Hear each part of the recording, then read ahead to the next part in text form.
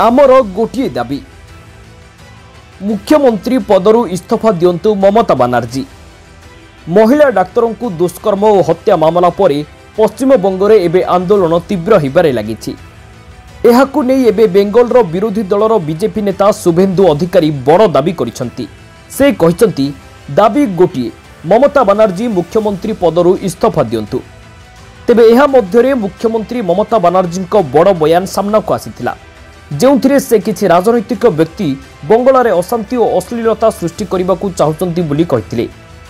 ଏହି ଘଟଣାକୁ ମମତା ଅତ୍ୟନ୍ତ ଦୁଃଖଦାୟକ କହିବା ସହ ଏହା ମଧ୍ୟ କହିଥିଲେ ଯେ ତାଙ୍କୁ ସୂଚନା ମିଳିଛି ଏହି ହିଂସା ପାଇଁ ସେ ଛାତ୍ରମାନଙ୍କୁ ଦୋଷ ଦେବେନି।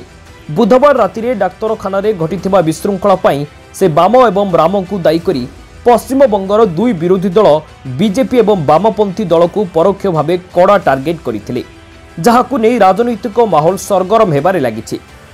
तेबे आरजी कर हॉस्पिटल रे जड़े महिला डाक्तरों को दुष्कर्म और हत्या मामला रे चलिथिबा आंदोलन अगस्ट 14 राति अधिक तीव्र होइथिला। राति अधरे ही विक्षोभकारी माने मेडिकल सामना को माड़ी आसीथिले। केही किछि बुझिबा आगरु सबु भंगारुजा करिबाकु लागिले। एपरिकी हॉस्पिटल रो कांथ झरका भी बाड़े भांगी देथिले। एथिरे अनेक क्षयक्षति भी होइथिबा जणा पड़िछि। ब्यूरो रिपोर्ट दिनांक टीवी।